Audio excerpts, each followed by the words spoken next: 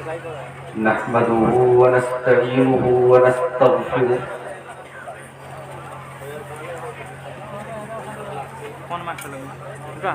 ونعوذ بالله من شرور أنفسنا ومن سيئات أعمالنا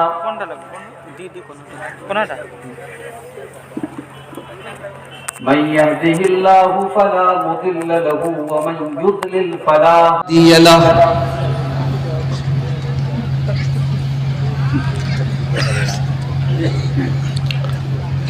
وأشهد أن لا إله إلا الله وحده لا شريك له وأشهد أن محمدا عبده ورسوله يا أيها الذين آمنوا اتقوا الله حق تقاته ولا تموتن إلا وأنتم مسلمون يا أيها الناس اتقوا ربكم الذي خلقكم من نفس واحدة وخلق منها زوجها وبث منهما رجالا كثيرا ونساء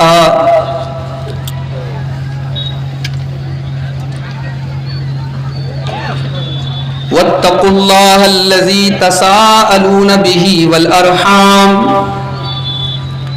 إن الله كان عليكم رقيبا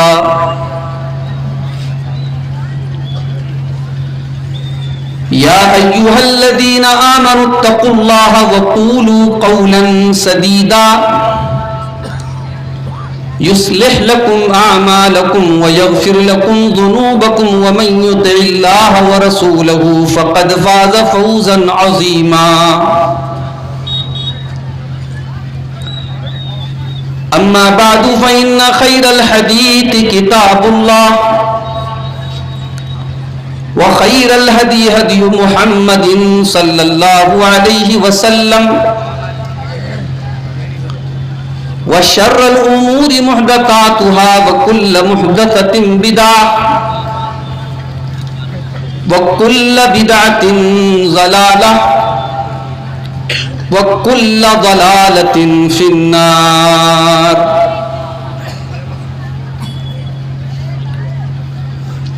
أعوذ بالله من الشيطان الرجيم بسم الله الرحمن الرحيم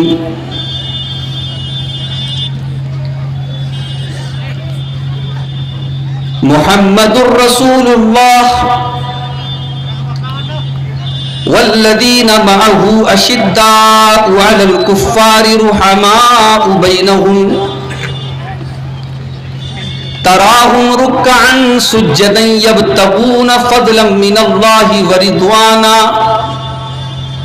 سيماهم في وجوههم من أثر السجود. محترم علماء کرام، دینی و ملی بھائیوں، محترم بزرگوں، نوجوان ساتھیوں، پردہ نشین ماں اور بہنوں، پیارے بچوں، میری معلومات کے مطابق آپ کا یہ پروگرام اس سال کا اس علاقے کا پہلا پروگرام ہے، اور پروگراموں کا جو ماحول آپ کے اس علاقے میں ہوتا ہے وہی ماحول آج بھی ہے، کوئی نیا نہیں ہے۔ رات کے 3 بج رہے ہیں، پھر بھی ایک بڑی تعداد میں مرد حضرات، خواتین، بچے سب موجود ہیں۔ پورے ہندوستان میں بہت کم ایسے پروگرام ہوتے ہیں جیسے آپ کے علاقے میں ہوتے ہیں۔ لوگ مثال دیتے ہیں اس پروگرام کی، کچھ خرابیاں بھی ہیں، کچھ کمیاں بھی ہیں، ان کی ہمیں اصلاح کرنے کی ضرورت ہے۔ بڑی اچھی تقریریں آپ سن رہے تھے، ہمارے 2 بڑے بہترین مقرر ہماری جماعت کے، ہمارے ساتھی، ہمارے دوست شیخ اشتیاق سلفی صاحب کی تقریر میں نے تھوڑی سی سنی جنت کے موضوع پر. شیخ ابوالکلام سلفی صاحب عورت کے فتنے پر بات کر رہے تھے. اللہ تعالی ہمیں ان باتوں پر عمل کی توفیق عطا فرمائے. میرے بھائیوں، دنیا میں ہماری پہچان ہمارے دوستوں سے بھی ہوتی ہے. عربی میں ایک شعر ہے، عن المرء لا تسأل وسل عن قرینہ. کسی آدمی کے بارے میں جاننا ہو تو اس کے دوستوں کے بارے میں جاننا. انسان جن لوگوں کی سنگت میں اٹھتا ہے، بیٹھتا ہے، ٹائم اسپینڈ کرتا ہے، ظاہر ہے کہ ان کا اثر انسان کے اوپر پڑتا ہے. اسی لیے اللہ کے نبی صلی اللہ علیہ وسلم نے ہمیں اور آپ کو یہ تعلیم بھی دی ہے کہ ہم جب کسی کو دوست بنائیں، ساتھی بنائیں تو بہت سوچ سمجھ کر کے ساتھی بنائیں. ابو داؤد کی حدیث سے اللہ کے نبی فرماتے ہیں کہ المرء علی دین خلیلہ فلینظر احدکم من یخالل. انسان اپنے دوست کے دین پر ہوتا ہے. جیسا دوست کا دین ہے، جیسا دوست کا مذہب ہے، جیسا دوست کا طریقہ ہے، ویسا ہی انسان کا اپنا طریقہ ہوتا ہے. لہذا جب انسان دوستی کرے تو سوچ سمجھ کر کے دوستی کرے. ایک حدیث میں اللہ کے نبی نے دوستی کی مثال دی. اچھے دوست کی مثال ایسی ہے جیسے آپ کسی عطر بیچنے والے کے ساتھ بیٹھ جائیں. آپ عطر خریدیں یا نہ خریدیں، اگر عطر بیچنے والے، پرفیوم بیچنے والے کے ساتھ آپ بیٹھیں گے تو اس کا اثر آپ کے کپڑے پر آئے گا. آپ وہاں سے جب اٹھیں گے آپ کے کپڑے سے خوشبو آئے گی. اور برے ساتھی کے ساتھ آپ اگر بیٹھتے ہیں تو اللہ کے نبی نے مثال دی جیسے ایک آدمی لوہار ہے، بھٹی کا کام کرتا ہے، اس کے ساتھ آپ جا کر کے بیٹھیں گے. یا آپ کے علاقے میں میں کہہ سکتا ہوں کہ کول فیلڈ میں آپ چلے جائیں، مائنس میں آپ چلے جائیں، واپس آپ آئیں گے، آپ نے کوئی کام نہیں وہاں پر کیا لیکن آپ کے کپڑے میلے ہو ہی جائیں گے، آپ کے چہرے پر گرد و غبار اور ڈسٹ آ ہی جائے گا. یہ ماحول کا اور یہ صحبت کا اور یہ سنگت کا اثر ہوتا ہے. میرے بھائیوں، جب دوستی کا اثر انسان کے اوپر پڑتا ہے تو جو ہمارے نبی کے ساتھی تھے، جو ہمارے نبی کے صحابہ تھے، سوچو وہ کیسے رہے ہوں گے. آج کی میری جو تقریر ہے میں اسی پر کچھ آپ کے سامنے بات کرنا چاہتا ہوں کہ صحابہ کون ہیں، صحابہ کا مقام کیا ہے، اور صحابہ کی اور ہمارے بیچ میں فرق کیا ہے، ڈفرنس کیا ہے. اور ہم صحابہ کی سوسائٹی اور اپنی سوسائٹی کو سامنے رکھ کر کے ذرا سوچیں اور غور کریں کہ ہمارے اندر وہ کون سی کمیاں اور خامیاں ہیں جو صحابہ کے دور میں نہیں تھی، جو صحابہ کے سماج میں نہیں تھی. اور میں یہ موضوع کیوں اپنا رہا ہوں آپ کے سامنے آج؟ کیونکہ یہ رجب کا مہینہ ہے. اس رجب کی 22 تاریخ کو اللہ کے رسول کے بہت عظیم صحابی حضرت امیر معاویہ رضی اللہ تعالیٰ عنہ کی وفات ہوئی تھی. یہ بات ہو سکتا ہے بہت سارے لوگوں کو پتہ بھی نہ ہو. ہمارے بہت سارے مسلمان بھائی 22 رجب کو، رجب کی 22 تاریخ کو مٹھائی بانٹتے ہیں، خوشی مناتے ہیں، کھانا پکاتے ہیں. بڑی خوبصورت چال چل کر کے انہیں 22 رجب کے دن کو خوشی کا دن بنا دیا گیا، جبکہ 22 رجب کی تاریخ حضرت امیر معاویہ جو اللہ کے رسول کے بہت پائے کے صحابی ہیں اور اللہ کے نبی کے سالے ہیں. سالے سمجھتے ہیں نا؟ اللہ کے نبی کی بیوی ام حبیبہ رضی اللہ تعالی عنہا کے بھائی ہیں. اور اس رشتے کے اعتبار سے ہم سب کے ماموں ہوئے، کیونکہ اللہ کے نبی کی تمام بیویاں ہماری ماں ہیں، ام حبیبہ بھی ہماری ماں ہیں، اور ماں کے بھائی کو ماموں کہتے ہیں، اس لیے حضرت معاویہ تمام اہل ایمان کے ماموں ہیں اور اللہ کے نبی کے صالح ہیں اور بہت بڑے صحابی ہیں۔ ان کی وفات کے دن کو آج خوشی کا دن بنا دیا گیا۔ ہماری نوجوان نسل کو پتہ ہی نہیں ہے، نہ صحابہ کی سیرت کے بارے میں پتا، نہ صحابہ کے کارناموں کے بارے میں پتا۔ مسکان خان نام کی ایک لڑکی، اس نے نعرہ تکبیر لگایا، پوری دنیا میں اس کا نام روشن ہو گیا، اور کچھ غلط نہیں تھا، یقیناً اس نے بڑی بہادری کا کام کیا۔ مگر ہماری بہنوں کو پتہ لگنا چاہیے کہ مسکان خان اسلامی تاریخ کی کوئی پہلی لڑکی نہیں ہے۔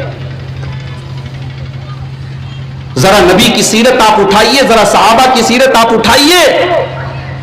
مسکان خان نے تو گنڈوں کے سامنے نعرے تکبیر لگایا ہے، یہاں تو حضرت سمیہ رضی اللہ تعالیٰ عنہا نے ظالم ابو جہل کے سامنے اپنے ایمان پر وہ ڈٹی رہی، قائم رہی، جان دے دی، شہید ہو گئی، اپنا خون بہا دیا انہوں نے، مگر اسلام سے کمپرومائز نہیں کیا۔ لوگ کہتے ہیں کہ عورت بڑی کمزور ہوتی ہے۔ ابھی آپ نے مولانا ابوالکلام صاحب کی تقریر سنی، عورت بہت بڑا فتنہ ہے، مگر یہ سکے کا ایک رخ ہے میرے بھائی، یہ سکے کا ایک پہلو ہے۔ عورت بہت بڑا فتنہ بھی ہے، عورت بہت بری بھی ہے، اگر یہ دین سے دور ہے، اور اگر یہ عورت دیندار بن جائے، متقی بن جائے، نیک بن جائے، اللہ والی بن جائے، رب کعبہ کی قسم بڑے بڑے مرد اس عورت کی برابری نہیں کر سکتے۔ اسی عورت کے بارے میں اللہ کے نبی فرماتے ہیں الدنیا کلھا متاع وخیر متاع الدنیا المرأة الصالحہ، دنیا کی سب سے قیمتی دولت نیک عورت ہے۔ قرآن کی آیت نازل ہوتی ہے کہ تم سونا چاندی اپنے گھر میں اکٹھا نہ کرو۔ حضرت عمر فاروق رضی اللہ تعالیٰ عنہ اللہ کے نبی کے پاس آتے ہیں، اے اللہ کے نبی، جب سونا چاندی ہم اکٹھا نہیں کر سکتے، ہم بہت زیادہ پیسہ اکٹھا نہیں کر سکتے، ہم بہت زیادہ دولت اکٹھا نہیں کر سکتے، تو اے اللہ کے نبی من ای المال نتخذ، ہم کون سا مال اپنے گھر میں اسٹور کریں، ہم کون سے مال کو بینک بیلنس کریں، ہم کون سے مال کو انویسٹمنٹ کریں، ہم کون سے مال کی سیونگ کریں؟ اللہ کے نبی نے فرمایا لیتخذ احدکم قلبا شاکرا ولسانا ذاکرا وزوجتا مومنتا تعینہ علی امر الاخرہ۔ اے عمر، تمہیں اگر اپنے گھر میں بینک بیلنس بنانا ہے، تمہیں اپنے گھر میں مال بنانا ہے، تمہیں اپنے گھر میں اسٹور کرنا ہے، تو تین چیزوں کو تم اسٹور کر لو، تین چیزوں کو تم اپنے گھر میں بچا کے رکھو، سنبھال کے رکھو۔ قلباً شاکرا، اپنے دل میں، اپنے سینے میں ایک ایسا دل بنا لو جو اللہ کا شکر ادا کرنے والا ہو، وَلِسَانًا ذَاكِرًا، اور اپنے منہ میں ایسی زبان پیدا کر لو جو اللہ کا نام لینے والی ہو، جو اللہ کا ذکر کرنے والی ہو، وَزَوْجَةً مُؤْمِنَةً، اور تم جب نکاح کر کے بیوی لاؤ تو ایسی دیندار بیوی لاؤ جو اللہ کے دین میں تمہاری مدد کرے۔ عورت دنیا کی سب سے بڑی دولت بھی ہے میرے بھائی۔ آج ہم ایک مسکان خان پر فدا ہیں، ہزاروں اور لاکھوں مسکان خان کے جیسے کردار کو لے کر کے اسلامی تاریخ میں اور نبی کی صحابیات میں عورتیں گزری ہیں۔ کتنی عورتیں تو ایسی آپ نے نام نہیں سنا ہوگا۔ ایک صحابیہ ہے حضرت نصیبہ، یہ بیچاری نبی پر جب ایمان لائی، نبی کا کلمہ پڑھا، تو انہوں نے وعدہ کیا کہ اے اللہ کے نبی، اب آپ کی جان میری جان ہے، اب آپ کی جان پر اگر حملہ ہوگا تو میں بچاؤں گا۔ عورت ذات ہے بھائی، عورت ہیں، مگر نبی کا ڈیفنس کرنے کے لیے، نبی کو بچانے کے لیے کہتی ہے کہ اے اللہ کے نبی میں آپ کو بچاؤں گی۔ احد کا میدان ہے، مسلمان جیتی جنگ ہار چکے ہیں، मुशरिकों का पलड़ा भारी हो चुका है, मुसलमान भाग रहे हैं, अल्लाह के नबी के ऊपर भी हमला किया जा रहा है, आपका चेहरा जख्मी किया जा चुका है, आपके चेहरे से लहू बह रहा है, खून बह रहा है। मैदान जंग में कुछ ऐसे भी सहाबा हैं जो अल्लाह के नबी का डिफेंस कर रहे हैं, जो अल्लाह के नबी को बचाने का काम कर रहे हैं। और दुनिया ने देखा, चश्मे फलक ने देखा, जमीन में देखा, आसमान में देखा कि नबी का डिफेंस करने वालों में, नबी को बचाने वालों में बहुत सारे मर्दों की जमात है, और उन मर्दों में हजरत नुसैबा नाम की एक खातून भी शामिल है, एक औरत भी शामिल है, अपनी तलवार से अल्लाह के नबी को बचा रहे हैं। और आगे बढ़ो, नबी अकरम की जिंदगी में एक लड़ाई होती है, हुनैन की लड़ाई। इस लड़ाई में भी एक मौका ऐसा आता है कि मुसलमान मैदान छोड़ के भागने लगते हैं। मुशरिकों ने तीर चलाना शुरू कर दिया, मुसलमान तीरों के हमले के लिए तैयार नहीं थे। लड़ाई एक ऐसे जगह पर हो रही थी, पहाड़ी इलाका था, पहाड़ी जगह थी, मुशरिकीन पहाड़ों के पीछे छुपे हुए थे। जब मुसलमान पहुंचे, उन्होंने तीर चलाना शुरू कर दिया, मुसलमानों को मैदान छोड़ के भागना पड़ा। मैदान छोड़ के मुसलमान भाग रहे हैं, अल्लाह के प्यारे नबी मैदान जंग में खड़े हुए हैं और लोगों को बुला रहे हैं, इलैया इबाद अल्लाह, ऐ अल्लाह के बंदो तुम मेरी तरफ आओ, तुम मैदान छोड़ के न भागो, आओ तुम्हें अल्लाह का रसूल बुला रहा है। अना इब्नु अब्दुल मुत्तलिब अना नबिय्यु ला कज़िब, ओ लोगो मैं अब्दुल मुत्तलिब का बेटा मोहम्मद हूँ, मैं मोहम्मद इब्न अब्दुल्लाह हूँ, मैं भागने वाला नहीं हूँ, मैं मैदान जंग में डटा हुआ हूँ। ओ लोगो मैं अल्लाह का सच्चा नबी हूँ, आ जाओ अपने नबी के पास आ जाओ। अल्लाह के नबी सहाबा को बुला रहे हैं। बड़ी नाजुक घड़ी है, बड़ा नाजुक मौका है। जंग के मैदान में डटे रहना बहादुरों का काम है। अभी रूस और यूक्रेन में लड़ाई हो रही है, यूक्रेन का राष्ट्रपति, उसकी तस्वीर वायरल हो रही है सोशल मीडिया के ऊपर, उसके ऊपर रूस हमला कर रहा है उसके मुल्क के ऊपर, मगर यूक्रेन का राष्ट्रपति बुज़दिल नहीं है। हमारे यहां तो ऐसे लोग भी हैं कि चंद नारे सुन करके वो भाग जाते हैं। बड़ी बहादुरी का चर्चा है, चंद नारे कोई लगा दे उनके विरोध में, उनकी मुखालफत में, वो भाग जाते हैं और अपने सीने की ऊंचाई और चौड़ाई की फजीलत बयान करते हैं। बहादुरी इसको कहते हैं। यूक्रेन का राष्ट्रपति सीना तान के खड़ा है और कहता है, ओ लोगों हमारे मुल्क पर हमला करोगे तो हम पीठ नहीं दिखाएंगे, हम चेहरा दिखाएंगे। बहादुर मैदान जंग छोड़ के भागते नहीं है मेरे भाई। नबी अकरम खड़े हैं मैदान जंग में, सहाबे किराम में अफरा तफरी मची हुई है, अंसारी सहाबा भी भाग रहे हैं। अंसारी सहाबा की जब जमात मैदान जंग छोड़ करके जाने लगी, हजरत नुसैबा रज़ी अल्लाह ताला अन्हा खड़ी हो गई। ऐ अंसारियों तुम नबी का साथ छोड़ करके कहां जा रहे हो? क्या तुमने नबी का कलमा नहीं पढ़ा है? क्या तुमने नबी का साथ देने का वादा नहीं किया है? आ जाओ, हलुम्मा इलल मौत, आ जाओ। अगर अपनी मौत भी तुम्हें, अपनी जिंदगी भी गंवानी पड़ जाए, तुम्हें अपनी जान भी गंवानी पड़ जाए तो नबी के लिए अपनी जान दे दो, अपनी जिंदगी गंवा दो, लेकिन नबी का साथ छोड़ के न जाओ। हजरत नुसैबा रज़ी अल्लाह ताला अन्हा ने मैदान जंग में खड़े होकर के जब ये तकरीर की, तो जितने अंसारी सहाबा थे, उस औरत की, चूंकि वो भी अंसारिया थी, उसी अंसार के कबीले से उनका ताल्लुक था, उनकी बात सुन करके उनके अंदर एक हिम्मत पैदा हुई और फिर तमाम के तमाम सहाबा बड़ी बहादुरी से मुकाबला उन्होंने किया और फिर उन्होंने मुशरिकीन को शिकस्त दी। और यही हजरत नुसैबा। और आगे बढ़ो, एक झूठा नबी पैदा हुआ मुसैलमा कज़्ज़ाब नाम का। अल्लाह के नबी ने हजरत मुसैबा के बेटे हबीब को भेजा कि जाओ तुम मुसैलमा कज़्ज़ाब का मुकाबला करो। हजरत हबीब रज़ी अल्लाह ताला अन्हु नुसैबा के बेटे हैं, मुसैलमा कज़्ज़ाब का सामना करने के लिए, उसका मुकाबला करने के लिए गए। मुसैलमा ने कहा, क्या तुम गवाही देते हो कि मोहम्मद अल्लाह के रसूल है? कहा कि हाँ मैं गवाही देता हूं मोहम्मद अल्लाह के रसूल। कहा क्या तुम गवाही देते हो कि मैं मुसैलमा, मैं भी अल्लाह का रसूल हूं? हजरत हबीब ने कहा मुझे सुनाई नहीं दे रहा है। कहा बदतमीज, मैं میں کہہ رہا ہوں میں اللہ کا رسول ہوں کہ نہیں ہوں؟ کہا نہیں مجھے کچھ سنائی نہیں دے رہا ہے، میں رسول، آخری رسول صرف ایک شخصیت کو مانتا ہوں، جناب محمد رسول اللہ صلی اللہ علیہ وسلم۔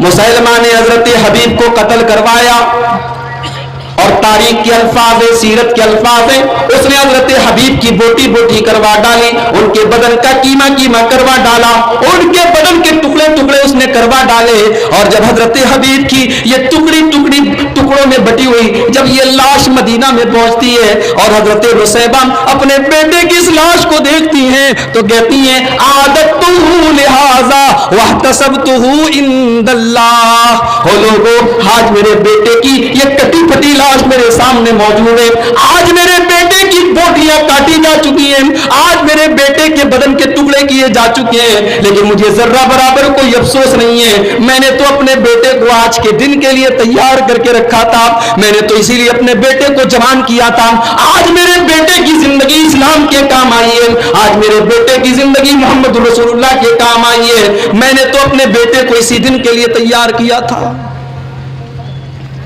نبی کے صحابہ اور نبی کی صحابیات، ہمارا عقیدہ سن لو، اہل حدیث کا عقیدہ سن لو، قیامت کی صبح تک نبیوں کے بعد، پیغمبروں کے بعد، اللہ کے رسولوں کے بعد اس روئے زمین میں اتنی مقدس جماعت نہ گزری ہے نہ گزرے گی۔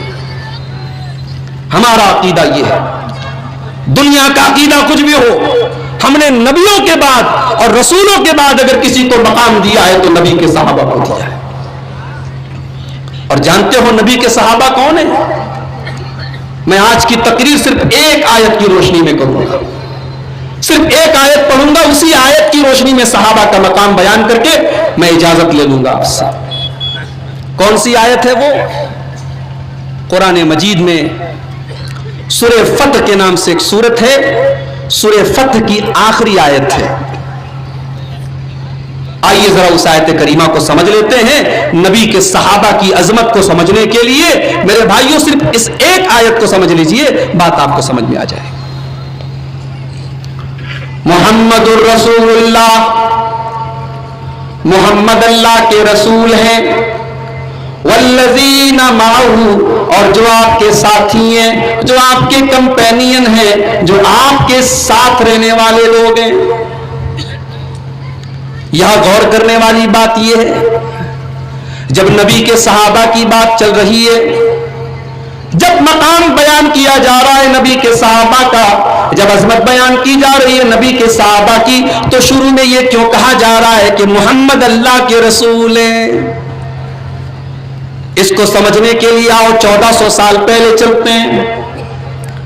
سن 6 ہجری کا زمانہ ہے، اللہ کے نبی 1400 صحابہ کرام کو مکہ مدینہ سے لے کر کے مکہ جا رہے ہیں، احرام پہنے ہوئے، عمرہ کرنے کے ارادے سے اللہ کے نبی نکلے ہوئے ہیں۔ حدیبیہ نام کی ایک جگہ پر مکہ کے کافروں نے روک لیا، اے محمد آپ مکے میں انٹری نہیں کر سکتے، اے محمد آپ کے صحابہ مکے میں انٹری نہیں کر سکتے، آپ مکہ میں داخل نہیں ہو سکتے۔ کہا کیوں؟ ہم تو کوئی ہتھیار لے کے نہیں آئے، ہم تو لڑنے کے لیے نہیں آئے، ہم تو احرام کا کپڑا پہن کر کے آئے ہیں، ہمارے ساتھ تو قربانی کے جانور بھی ہے، ہم تو عمرہ کرنے کے لیے آئے ہیں، ہم تو اللہ کے گھر کا طواف کرنے کے لیے آئے ہیں، تو ہم کو کیوں روک رہے ہو؟ اے محمد ہم آپ کو عمرہ کرنے بھی نہیں دیں گے، آپ نے ہمارے دین سے بغاوت کی ہے اور آپ نے نیا دین قائم کر لیا ہے، ہم آپ کو کھانے کعبہ کا طواف بھی نہیں کرنے دیں گے، عمرہ بھی کرنے نہیں دیں گے۔ صحابہ بھی اڑ گئے، ہم تو آئے ہیں عمرہ کر کے جائیں گے۔ اللہ کے نبی نے دیکھا بہت مسئلہ گرم ہو رہا ہے، اللہ کے نبی نے حضرت عثمان غنی سے کہا اے عثمان ایک کام کرو، تم مکہ والوں کے پاس جا کر کے ان سے بات کرو، ان سے ڈسکشن کرو، ان سے گفتگو کرو اور ان کو سمجھانے کی کوشش کرو کہ ہم عمرہ کرنے کے لیے آئے ہیں۔ عثمان غنی مکہ گئے، مکہ کے کافروں نے ان کو روک لیا۔ ادھر مسلمانوں کے بیچ میں یہ افواہ ہو گئی کہ مسلمانوں کے صحابی کو حضرت عثمان غنی کو مکہ کے کافروں نے قتل کر ڈالا، شہید کر ڈالا۔ آج ہمارے بہت سارے بھائی یہ عقیدہ رکھتے ہیں کہ اللہ کے نبی عالم الغیب تھے، اللہ کے نبی کو سب کچھ پتا تھا۔ اگر اللہ کے نبی کو سب کچھ پتا تھا تو آپ کو بھی یہ بھی پتا تھا کہ حضرت عثمان غنی شہید نہیں ہوئے ہیں، مکہ والوں نے ان کو روک لیا ہے۔ مگر یہاں اللہ کے نبی نے 1400 صحابہ کرام کے ساتھ مل کر کے ایک پیڑ کے نیچے آپ نے بیعت کی کہ عثمان غنی کے خون کا بدلہ جب تک ہم لوگ نہیں لے لیں گے ہم یہاں سے واپس نہیں جائیں گے۔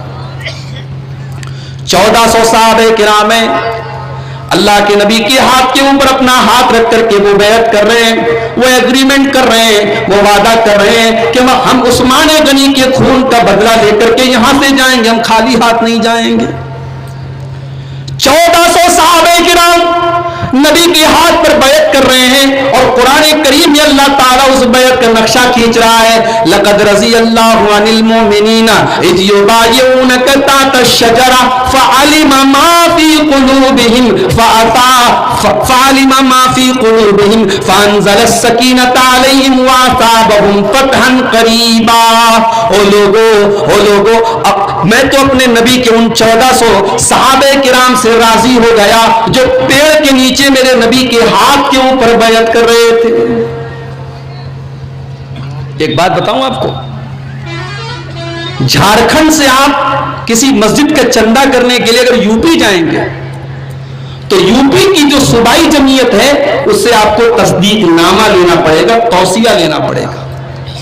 پھر اگر آپ بنارس میں چندہ کرنے کے لیے آئیں گے تو جو بنارس کی ڈسٹرکٹ لیول کی جو جمعیت ہے، ضلعی جمعیت ہے، اس سے آپ کو توصیہ لینا پڑے گا، تب بنارس میں چندہ دینے والے کہیں گے ہاں بھائی اب یہ مدرسہ صحیح ہے، اس کو چندہ دیا جائے۔ یہ سسٹم ہے، پورے انڈیا کا سسٹم ہے۔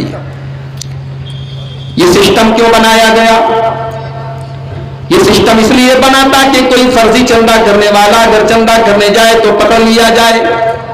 یہ جو توصیہ لکھا جاتا ہے، یہ جو جمعیتیں توصیہ لکھتی ہیں، یہ ویریفائی کرتی ہیں، یہ ستیاپن کرتی ہیں، یہ تصدیق کرتی ہیں کہ یہ مدرسہ صحیح ہے، یہ مسجد صحیح ہے، اس کو چندہ دے دیا جائے، اس کا تعاون کر دیا جائے۔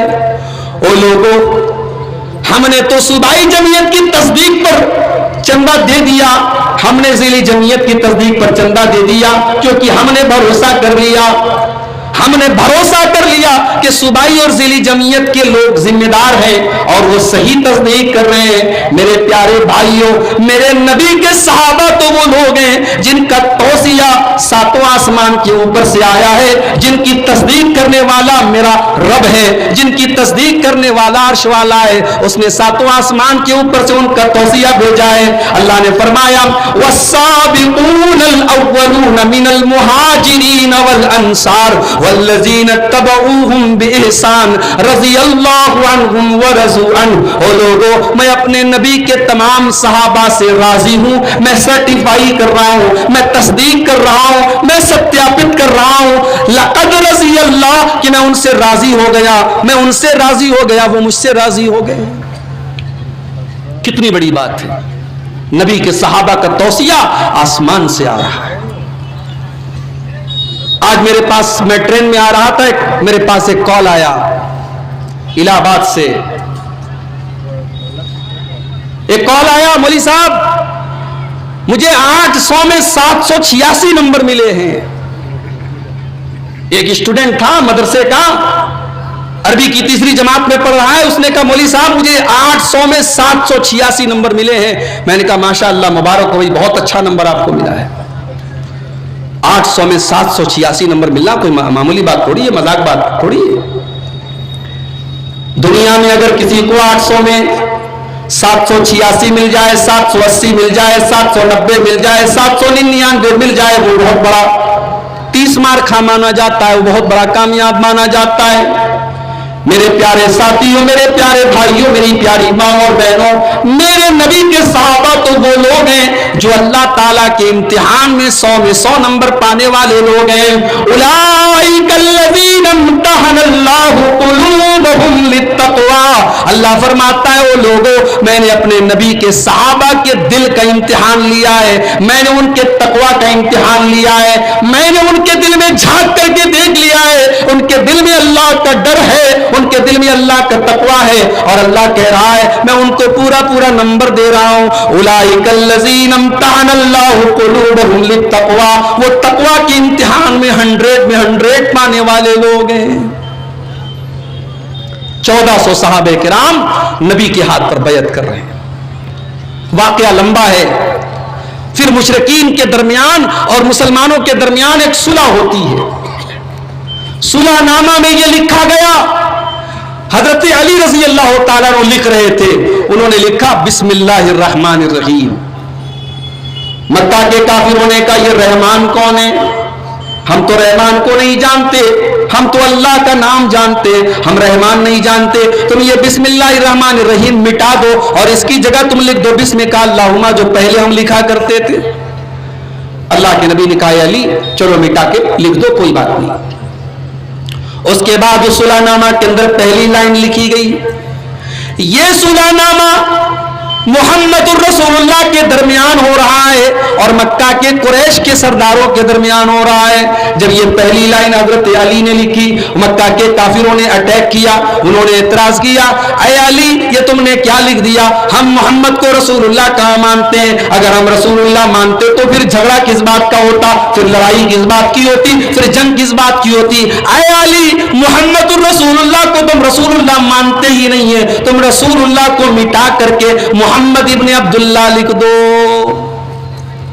حضرت علی نے غصے میں قلم رکھ دیا، کہا بھائی یہ کام میں نہیں کر سکتا، تم نہیں مانتے میں تو مانتا ہوں، میں تو اپنے نبی کو نبی مانتا ہوں، میں تو اپنے رسول کو رسول مانتا ہوں، تمہارے نہ ماننے سے کیا فرق پڑتا ہے؟ میں رسول اللہ کو مٹانے والا نہیں ہوں۔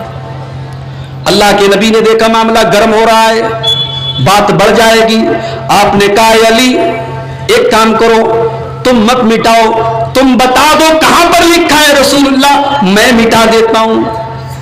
حضرت علی نے اشارہ کیا، اللہ کے نبی نے رسول اللہ کے لفظ کو مٹا دیا، اب وہاں پر لکھ دیا گیا محمد ابن عبداللہ۔ یہ صلح ہو رہی ہے محمد ابن عبداللہ کے درمیان اور مکہ کے سرداروں کے درمیان۔ اب صلح ہو گئی، صلح ہونے کے بعد مسلمان بہت ناراض تھے، مسلمان بہت اداس تھے، ان کے دل میں بڑا غصہ تھا کہ اس صلح میں ہم نے اپنے آپ کو بہت ڈاؤن کر لیا ہے اور ہم نے بہت گر کر کے صلح کی ہے۔ مسلمانوں میں بہت غصہ تھا، لیکن اللہ کے نبی کو پورا اطمینان تھا، کیونکہ آپ جانتے تھے یہ صلح ہو رہی ہے اللہ کی طرف سے اور ضرور اس صلح کا بہتر نتیجہ نکلے گا، اور بہتر نتیجہ نکلا اور کچھ ہی سالوں کے بعد مکہ فتح ہو گیا اور اللہ کے نبی اپنے صحابہ کے ساتھ مکہ میں داخل ہو گئے۔ اب جو بات میں بتانے والا اس کو نوٹ کر لو، مکہ کے کافروں نے اس تحریر میں سے محمد الرسول اللہ کو مٹا دیا۔ اب یہاں پر اللہ تعالیٰ نے سورہ فتح کی 29 نمبر کی آیت نازل کی، اور آیت کا پہلا جملہ کیا ہے؟ محمد الرسول اللہ، محمد اللہ کے رسول ہے۔ مطلب یہ ہوا کہ مکہ کے کافروں تم نے اپنی تحریر میں سے محمد الرسول اللہ تو مٹا دیا، تم نے اس کاغذ میں سے اس ڈاکومنٹ میں سے محمد الرسول اللہ تو مٹا دیا، لیکن تم قرآن میں سے تو کبھی نہیں مٹا پاؤ گے۔ میرے نبی رسول اللہ ہیں، رسول اللہ تھے اور رسول اللہ رہیں گے۔ میں اپنے قرآن کے اندر یہ آیت نازل کر دے رہا ہوں، اب جب تک قیامت تک قرآن پڑھا جا رہا ہے تب تک دنیا میں یہ پڑھا جاتا رہے گا، محمد الرسول اللہ، محمد اللہ کے رسول ہیں۔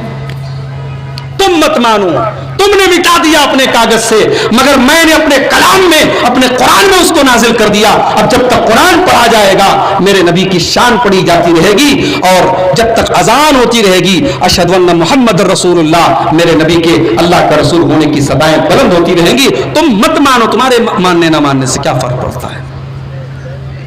ابھی آپ کو پتا ہے ہمارے اتر پردیش میں وسیم رضوی نام کا ایک منحوس تھا، اس نے مذہب اپنا تبدیل کر لیا۔ چلو بھائی کوئی بات نہیں، بہت سارے لوگ ہوتے ہیں بھائی شہد کی مکھی پھول پر بیٹھتی ہے اور عام مکھی گندگی پر بیٹھتی ہے، تو یہ نیچر ہے, یہ مزاج ہے. شہد کی مکھی کو پھول پسند ہے, مکھی کو پخانا پسند ہے.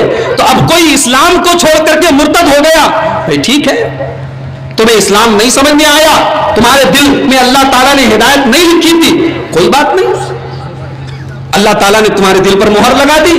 مگر وسیم رضوی نے جب اسلام کو چھوڑا, وہ تکلیف کی بات تو تھی, مگر اس سے بڑی تکلیف کی بات یہ تھی کہ اس کمینے نے اللہ کے رسول کی سیرت پر ایک گھناؤنی کتاب لکھی, اللہ کے نبی کی ذات پر اس نے حملے کیے, اللہ کے نبی کو برا بھلا کہا, اللہ کے نبی کے کردار اور کیریکٹر پر اس نے اپنی کتاب میں اس نے گندے گندے الزام لگائے. میرے بھائیوں, سورج پر تھوکنے سے سورج کی روشنی میں کوئی کمی آنے والی نہیں ہے. کتے بھونکتے رہتے ہیں, ہاتھی چلتا رہتا ہے, کتوں کے بھونکنے سے ہاتھی کی اسپیڈ میں اور ہاتھی کی رفتار میں کوئی فرق نہیں پڑتا ہے. میرے نبی کے کیریکٹر اور کردار پر اگر کوئی انگلی اٹھائے تو میرے نبی کے کردار پر الحمدللہ کوئی فرق پڑنے والا نہیں ہے. میرے نبی کا کردار کل بھی بلند تھا, آج بھی بلند ہے اور قیامت تک بلند رہے گا. تو اللہ نے کہا محمد اللہ کے رسول ہیں. اس کے بعد فرمایا والذین معہو, اور جو میرے نبی کے ساتھی ہیں, جو میرے نبی کے ساتھ ہیں. اس جملے پر ذرا غور کرنا, صحابہ نبی کے ساتھ ہیں, خوشی میں بھی ساتھ ہیں, غمی میں بھی ساتھ ہیں, غریبی میں بھی ساتھ ہیں, امیری میں بھی ساتھ ہیں, آسانی میں بھی ساتھ ہیں, پریشانی میں بھی ساتھ ہیں. کھندق کھودی جا رہی ہے, سردی کا موسم ہے, اللہ کے نبی کا آرڈر ہے, اللہ کے نبی کا حکم ہے, دشمن سے مقابلہ کرنے کے لیے کھندق کھودنا ہے. پتھروں کو توڑ توڑ کر کے کھندق کھودی جا رہی ہے. میرے پیارے بھائیوں, وہ بلڈوزر کا زمانہ نہیں تھا, وہ کرین کا زمانہ نہیں تھا, وہ سارے کے سارے کام تو انسان کدال اور پھاوڑے سے کیا کرتے تھے. وہ لوگوں 3 دن کے بھوکے میرے نبی کے صحابہ پیٹ پہ پتھر باندھ کر کے نبی کے حکم کی تعمیل کر رہے ہیں. وہ پیٹ پر پتھر باندھ کر کے کھندق کھود رہے ہیں. سردی کا موسم ہے, سردی لگ رہی ہے, ان کے بدن کانپ رہے ہیں, مگر نبی کی محبت دیکھو, اسلام کی محبت دیکھو, وہ اس عالم میں بھی نبی کے ساتھ ہیں. والذین معہو, میرے نبی کے صحابہ میرے نبی کے ساتھ ہیں. غزوہ بدر کا موقع یاد کرو. بدر کی لڑائی ہونے کے پہلے اللہ کے نبی صحابہ کی ایک میٹنگ بلاتے ہیں, صحابہ اکٹھا ہو گئے. اللہ کے نبی نے صحابہ سے کہا اے میرے صحابہ, یہ پہلے سے تو کوئی پلاننگ نہیں تھی ہماری لڑائی کرنے کی, لیکن اب حالات ایسے پیدا ہو گئے, ہمیں لڑائی کرنا ہے اور 1000 کی تعداد میں دشمن آ رہا ہے, ہماری تعداد کم ہے, ہماری تعداد 313 ہے, ہمیں کیا کرنا چاہیے. ایک صحابی کھڑے ہو گئے, اے اللہ کے نبی گھبرانے کی کوئی بات نہیں ہے, اے اللہ کے نبی ہم موسیٰ علیہ السلام کے ساتھیوں کی طرح نہیں ہے, ہم آپ سے یہ نہیں کہیں گے کہ اے محمد آپ جائیے اور آپ کا رب جانے, ہم یہاں پر بیٹھ کر کے تماشا دیکھیں گے. نہیں, اے اللہ کے نبی ہم آپ کے ساتھی ہیں, ہم آپ کے صحابہ ہیں, ہم آپ کے ساتھ اپنی جان لڑا دیں گے, ہم آپ کے ساتھ اپنی جان دینے کو تیار ہیں. لیکن ابھی اللہ کے نبی کو اطمینان نہیں ہو رہا ہے, کیونکہ اللہ کے نبی اپنے انصاری صحابہ کی رائے جاننا چاہتے تھے کہ میرے انصار صحابہ کیا کہہ رہے ہیں. کیونکہ انصار صحابہ نے یہ وعدہ کیا تھا کہ اگر مدینہ کے اوپر کوئی اٹیک کرے گا, مدینہ کے اندر کوئی اٹیک کرے گا تو ہم مدینہ کا ڈیفنس کریں گے, مگر بدر کی لڑائی تو مدینہ کے باہر لڑی جا رہی ہے. اللہ کے نبی یہ چاہتے تھے کہ میرے انصار جو صحابہ ہیں وہ کیا کہتے ہیں. جب بار بار اللہ کے نبی انصاری صحابہ کی بات جاننا چاہ رہے تھے تو حضرت سعد بن عبادہ کھڑے ہوئے اور کہنے لگے اے اللہ کے نبی آپ شاید ہماری رائے جاننا چاہتے ہیں, آپ یہ جاننا چاہتے ہیں کہ آپ کے انصاری صحابہ کی کیا رائے ہے. اے اللہ کے نبی والذی نفسی بیدہ, اس اللہ کی قسم جس کے ہاتھ میں میری جان ہے, لو امرتنا ان نخیض فی البحر لاخذناها, اے اللہ کے نبی اگر آپ حکم دے دیں کہ ہم سمندر کے پانی کے اندر اپنے گھوڑوں کو دوڑا دیں تو اے اللہ کے نبی آپ کے انصاری صحابہ اپنے گھوڑوں کو پانی کے اندر دوڑانے کو تیار ہیں. اے اللہ کے نبی اگر آپ حکم دے دیں کہ ہم اپنے گھوڑوں کو مکہ کے باہر اور عرب کے باہر لے کر کے چلے جائیں, برق الغماد تک لے کر کے چلے جائیں, تو اے اللہ کے نبی ہم اپنے گھوڑوں کو برق الغماد تک لے کے جانے کو تیار ہیں. میرے بھائیوں, نبی کے ساتھی ہر حال میں نبی کا ساتھ دینے والے.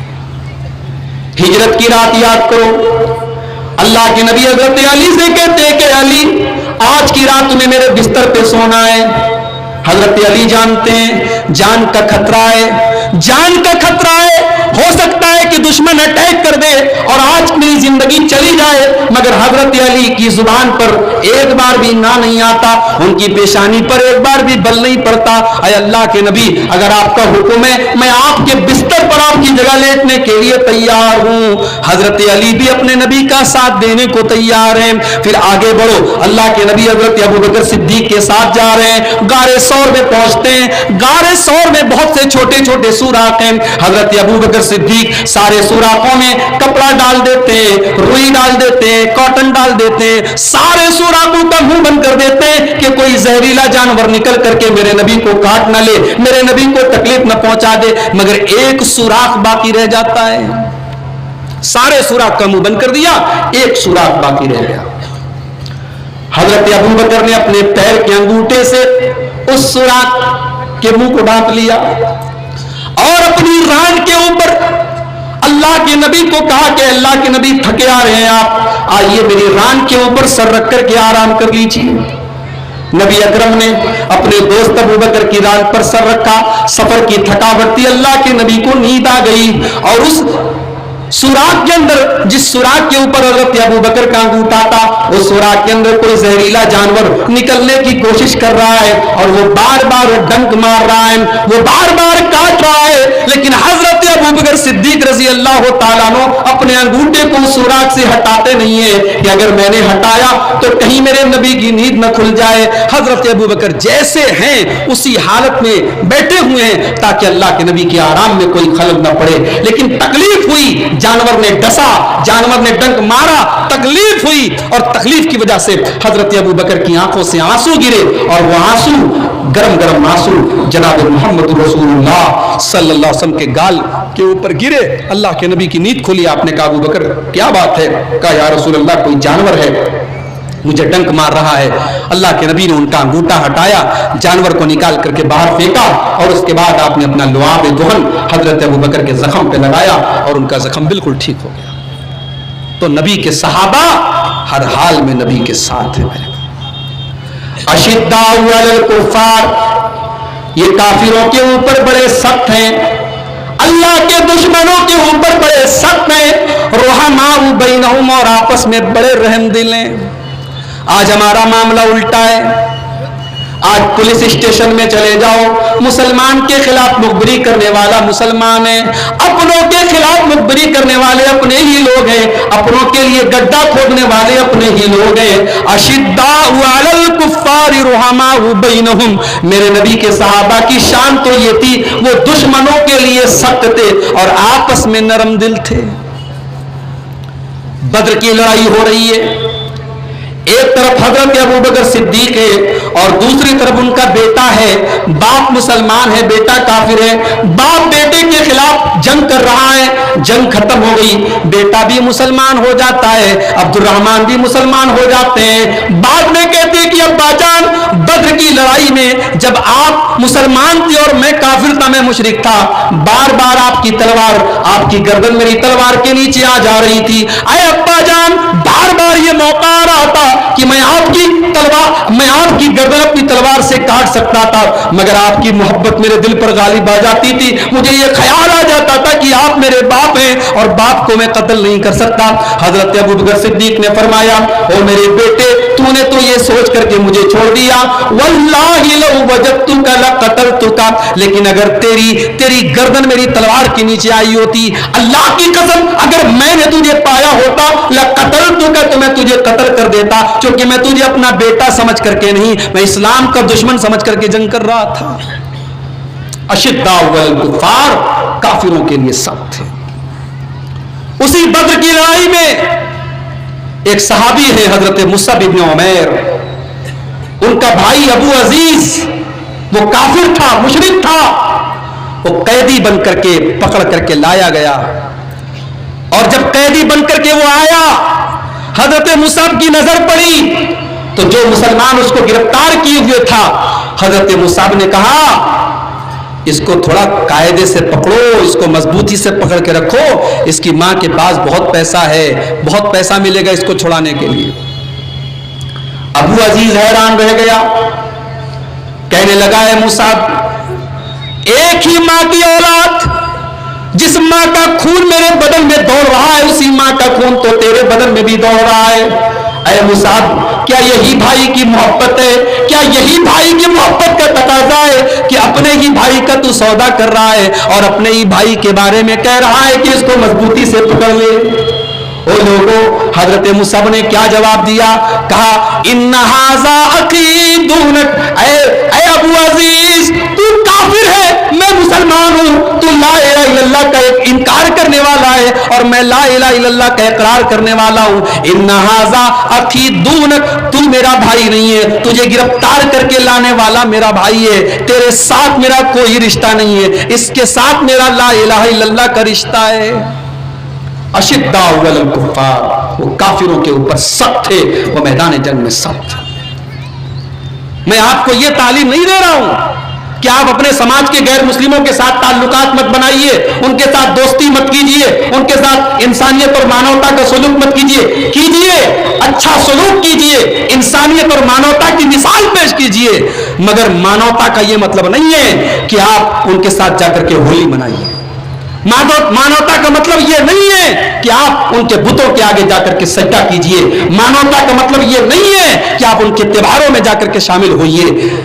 یکجہتی اور محبت اور بھائی چارہ اور سدبھاونا اپنی جگہ ہے اور ایمان اور اسلام اپنی جگہ ہے۔ میرے بھائیوں، الیکشن کا دور ہمارے اتر پردیش میں الیکشن کا دور چل رہا ہے۔ الیکشن کی جب بات آتی ہے، پالیٹکس کی بات آتی ہے، لوگ کہتے ہیں پالیٹکس کا کوئی مذہب نہیں ہوتا، راجنیتی کا کوئی مذہب نہیں ہوتا۔ اللہ کی لعنت ہو ایسی راجنیتی پر اور ایسی سیاست پر جو آپ کو ایمان سے خارج کر دے، جو آپ کو اسلام سے خارج کر دے۔ آپ راجنیتی میں اور سیاست میں بھی آپ اچھے بنے، مگر اپنے اسلام کے ساتھ بنے، اپنے ایمان کے ساتھ بنے۔ اگر ایمان اور اسلام سے کمپرومائز کر کے سیاست کرنی پڑتی ہے تو معاف کیجئے، ایسی سیاست سے دور رہنا ہی بہتر ہے۔ صحابہ نے اسلام سے کبھی کمپرومائز نہیں کیا، دین سے کبھی کمپرومائز نہیں کیا۔ اشداء علی الکفار، وہ دشمنوں کے لیے بڑے سخت تھے، رحماء بینہم، اور آپس میں بہت رحم دل تھے۔ آپس میں اتنے رحم دل تھے کہ جب مکہ کے مہاجر مدینہ پہنچے، ان کے پاس گھر بار بھی نہیں ہے، ان کے پاس کوئی نوکری بھی نہیں ہے، ان کے پاس کوئی بزنس بھی نہیں ہے۔ اللہ کے نبی نے مدینہ کے انصاریوں کے ساتھ مکہ کے مہاجرین کا بھائی چارہ کروایا، نام لے کر کے بتایا یہ مکہ کا مہاجر مدینہ کے فلاں انصاری کا بھائی ہے۔ آپ نے نام لے کر کے بھائی چارہ کرایا۔ حضرت عبد الرحمن ابن عوف بھی ایک مہاجر صحابی ہیں، ان کا بھائی چارہ آپ نے حضرت سعد بن ربی کے ساتھ کروایا۔ جب دونوں میں بھائی چارہ ہو گیا، حضرت سعد بن ربی آئے اور کہنے لگے عبد الرحمن، اے میرے بھائی، یہ میرا مال ہے، یہ میرا باغیچہ ہے، یہ میری کھیتی ہے، یہ میری دولت ہے، یہ میری پراپرٹی ہے، آدھی تم لے لو آدھی میں لے لیتا ہوں۔ یہاں تو اپنے سگے بھائی کے خلاف ہمارے مقدمے چل رہے ہیں، اپنی بہنوں کا حق مار کے ہم نے بلڈنگیں بنائی ہیں اور بڑے فخر سے کہتے ہیں ہماری بہن نے ہمارا حصہ ہم کو دے دیا۔ ہمیشہ بہنیں ہی اپنا حصہ کیوں بھائیوں کو دیتی ہیں؟ کبھی بھائی اپنا حصہ بہنوں کو کیوں نہیں دیتے؟ میرے بھائی، میرے بھائیوں، آپ نے اگر اپنی بہنوں اور اپنی بیٹیوں کا حق مار کے بلڈنگ بنائی ہے تو یقین جانو اس بلڈنگ کی بنیاد میں آپ کی مظلوم بہن کے آنسو ہیں، آپ کی مظلوم بیٹی کے آنسو ہیں۔ اپنے سگے بھائی، اپنے سگے بیٹے اور اپنی سگی بہن کے حق مارنے والے ہم لوگ ہیں۔ ہم کیا جانے محبت کس کو کہتے ہیں اور انصار کس کو کہتے ہیں؟ یہاں مدینہ کے انصاری صحابی نے کہا، حضرت سعد بن ربی نے کہا کہ اے عبد الرحمن، یہ میرا مال ہے، یہ میری پراپرٹی ہے، آدھی تم لے لو آدھی میں لے لیتا ہوں، بٹوارا کر دیتا ہوں۔ یہاں تک کہا میری 2 بیویاں ہیں، تم پسند کر لو، میں طلاق دے دیتا ہوں، وہ عدت گزارنے کے بعد تمہارے ساتھ شادی کر لے گی۔ ہو سکتا ہے تمہیں مدینہ کے اندر بھی کوئی رشتہ نہ ملے، ہو سکتا ہے تمہارا رشتہ نہ ہو، شادی نہ ہو، اس لیے میں اپنی ایک بیوی کو طلاق دینے کو تیار ہوں اور وہ میری بیوی تم سے نکاح کرنے کے لیے بھی تیار ہے، اگر تم چاہو تو میں ایسا بھی کر سکتا ہوں۔ پوری دنیا کی تاریخ میں पूरे मानव इतिहास में ईसार और कुर्बानी की ऐसी मिसाल नहीं मिलती मेरे भाइयों, जो मिसाल नबी के सहाबा ने पेश की।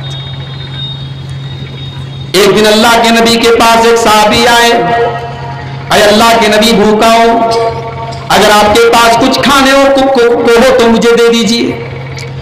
अल्लाह के नबी ने अपने घर में पता करवाया, घर से जवाब आया कि आज हमारे घर में खाने को कुछ भी नहीं है। नबी ने दूसरी बीवी के घर में पैगाम भिजवाया, दूसरे के घर से जवाब आया कि हमारे घर में भी खाने को कुछ नहीं है। 9 बीवियां थी, 9 बीवियों के घर में खाने को कुछ भी नहीं है। ओ लोगों, मेरा नबी अल्लाह का सच्चा नबी है, मेरे नबी अल्लाह के सच्चे नबी है। अगर कोई दुनिया परस्त इंसान होता, अगर कोई दुनिया तलब इंसान होता तो उसके घर में ऐशो आराम की जिंदगी होती।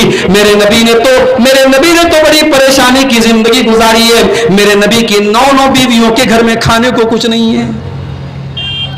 अल्लाह के नबी सहाबा के बीच में खड़े हुए, आपने कहा ये मेरा मेहमान है, कोई इसको खाना खिलाएगा? कोई है जो मेरे मेहमान को खाना खिलाएगा? हजरते अबू तलहा खड़े हो गए, अरे अल्लाह के नबी आपका मेहमान मेरा मेहमान है, मैं खाना खिलाऊंगा आपके मेहमान। पता करने नहीं गए घर में खाना कितना बना है कि नहीं बना है। बड़े इत्मीनान से, बड़े यकीन से कहा कि अल्लाह के नबी आपके मेहमान को मैं खाना खिलाऊंगा। घर आए, बीवी से पूछा मैं मेहमान लेकर के आया हूं। बीवी ने कहा लैसा इंदना इल्ला क़ूतु सिबियानिना, आज तो हमारे घर में खाना भी नहीं है, इतना खाना है कि बस बच्चे खा सकते हैं, हमारे और आपके खाने भर का भी खाना नहीं है। मेरी प्यारी माँ बहनों, आज मेहमान घर में आ जाए तो आपकी पेशानियों पर भी बल पड़ जाते हैं, क्योंकि आपको काम ज्यादा करना पड़ जाता है। आज मेहमान का आना भी मुसीबत माना जाने लगा है। मेरे नबी के सहाबा के साथ ऐसा मामला नहीं था। हजरत अबू तलहा की बीवी ने कहा अरे अबू तलहा, अरे मेरे सरताज, हमारे घर में तो खाना भी नहीं है, बच्चों के खाने भर का खाना है। कि कोई बात नहीं, एक काम करो, बच्चों को सुला दो, बच्चों को बहला फुसला करके सुला दो, मैं मेहमान को लेकर के आता हूं, मेहमान के साथ में बैठ जाऊंगा, मेरे सामने खाली प्लेट रख देना और खाने के टाइम लाइट को, चिराग को बुझा देना। मेहमान बेचारा खा लेगा, वो ये समझेगा मैं भी खा रहा हूं और मैं सिर्फ झूठ मूठ का मुंह चलाऊंगा, मेहमान का पेट भर जाएगा, हम दोनों मियां बीवी भूखे सो जाएंगे। नबी का मेहमान है, रसूल का मेहमान है, हमको सवाब मिल जाएगा। मेरे प्यारे साथियों, दोनों मियां बीवी भूखे रह गए, दोनों मियां बीवी भूखे रह गए और मेहमान को पेट भर के खाना खिलाया। जब सुबह हो गई, हजरत अबू तलहा अल्लाह के नबी के पास आए तो अल्लाह के नबी ने अबू तलहा की शक्ल देखते ही फरमाया अरे अबू तलहा, तुमने और तुम्हारी बीवी ने कल ऐसा काम किया है कि तुम्हारे काम पर भी अल्लाह ताला को हंसी आ गई, अल्लाह ताला को हंसी आ गई, अल्लाह ताला खुश हो गया और अल्लाह ने कुरान की ये आयत नाजिल कर दी वयूसिरूना अला अनफुसिहिम वलौ काना बिहिम खसासा। मेरे नबी के सहाबा तो वो लोग हैं जो अपना हक कुर्बान करके दूसरों की मदद करते हैं। रुहमाउ बैनहुम, आपस में रहम दिल हैं, एक दूसरे के लिए इसार का जज्बा है। मेरे भाई, आज हम और आप खुद गर्ज हो चुके हैं, एक दूसरे के काम आना तो बहुत दूर की बात है, बस चले तो एक दूसरे का गला काट लें, बस चले तो एक दूसरे का जीना हराम कर दें। आज इसार और कुर्बानी का जज्बा वो सहाबा के अंदर था, वो हमारे अंदर से खत्म हो चुका है। और आगे बढ़ो, तराहुम रुक्कान सुज्जदन यब्तगूना फज़लन मिनल्लाहि व रिज़वाना। तुम नबी के सहाबा को जब भी देखोगे, या तो तुम्हें रुकू की हालत में नजर आएंगे या तुम्हें सजदे की हालत में नजर आएंगे। इतने बड़े नमाजी हैं, इतने बड़े परहेजगार हैं कि या तो तुम्हें रुकू की हालत में नजर आएंगे या तुम्हें सजदे की हालत में नजर आएंगे। ओ लोगों, आज जरा अपने दिल पर हाथ रख के बताओ, जलसे तो बहुत हो रहे हैं आपके इलाके में, नीमा में होने वाला है, बोरियों में होने वाला है, बरहेट में होने वाला है, पूरा इलाका जलसों से पट जाएगा। जलसे हर साल हो रहे हैं, मगर जरा अपनी मस्जिदों में नमाजियों की तादाद जरा देख करके बताओ। मेरे प्यारे साथियों, आज नमाज को लेकर के हमारा क्या हाल है? نبی کے صحابہ کا حال تو یہ ہے کہ ان کی پہچان ہے نماز. قرآن کہہ رہا ہے تم جب بھی ان کو دیکھو گے یا تو تمہیں رکوع کی حالت میں نظر آئیں گے یا تمہیں سجدے کی حالت میں نظر آئیں گے. نبی کے زمانے میں اگر کوئی مسجد میں نظر نہیں آتا تھا تو صحابہ کہتے ہیں کہ دو قسم کے لوگ ایسے ہوتے تو جو مسجد میں نظر نہیں آتے تھے. یا تو بیمار آدمی نظر نہیں آتا تھا یا منافق آدمی نظر نہیں آتا تھا. صحابہ کہتے ہیں اگر کوئی عشاء کی نماز میں اور فجر کی نماز میں کئی دن تک نظر نہیں آتا تھا تو ہم یہ سمجھ جاتے تھے وہ مسلمان نہیں ہے, وہ مومن نہیں ہے, وہ منافق ہے, اس کے ایمان میں کھوٹ ہے, اس کے ایمان میں کمی ہے. صحابہ کا حال تو یہ تھا. سفر میں اللہ کے نبی کے ساتھ جا رہے ہیں, عصر کی نماز کا ٹائم آ جاتا ہے. عصر کی نماز کا ٹائم آ جاتا ہے, مشرکوں کو پتہ چلتا ہے. مشرک لوگ آپس میں میٹنگ کرتے ہیں اور کہتے ہیں کہ یہ عصر کا ٹائم ہے, یہ نماز مسلمانوں کو اتنی پیاری ہے, اتنی پیاری ہے, اپنی جان سے بھی زیادہ پیاری ہے, اپنے بچوں سے بھی زیادہ پیاری ہے. مسلمان ابھی عصر کی نماز پڑھیں گے, بڑا اچھا موقع ہے, ہم ان کے اوپر حملہ کر دیں گے, ہم ان کے اوپر مل کر کے حملہ کر دیں گے, ان کو ختم کر ڈالیں گے. مل کر کے حملہ کرنے کی پلاننگ کی گئی, لیکن اللہ کے نبی کو اللہ تعالیٰ کی طرف سے بتا دیا گیا. تب اللہ کے نبی نے آدھے صحابہ کو حکم دیا کہ آدھے صحابہ نماز پڑھیں گے اور آدھے صحابہ ہتھیار لے کر کے دشمن کے مقابلے میں کھڑے رہیں گے. میرے بھائیوں, وہاں جنگ کے میدان میں بھی نماز نہیں چھوٹتی تھی اور آج ہم بلا وجہ نماز چھوڑ رہے ہیں. نماز کے ٹائم موبائل میں لگے ہوئے ہیں, نماز کے ٹائم دکان پر لگے ہوئے ہیں. ہماری مائیں بہنیں بھی نماز سے دور ہیں, ہمارا نوجوان بھی نماز سے دور ہے, ہمارے بزرگ نماز سے دور ہے. اللہ کی لعنت ہو ایسے کاروبار پر. اللہ ایسے کاروبار میں کبھی برکت نہیں دے گا جس کاروبار کی وجہ سے ہم نے نماز کو چھوڑ دیا.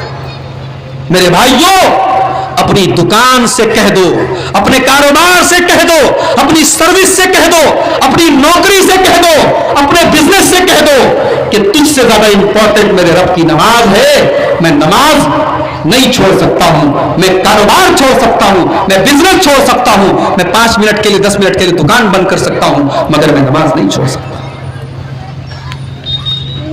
حضرت عثمان غنی کا دور ہے. ایک انصاری صحابی ہیں, ان کا بہت بہترین باغیچہ ہے, کھجوروں کا باغ ہے اور کھجوروں کے پکنے کا ٹائم ہے. کھجور پک چکی ہے اور کھجوروں کو دیکھ کر کے وہ اتنے محو ہو گئے, اتنے کھو گئے کہ ان کو بار بار کھجوروں کا خیال آنے لگا.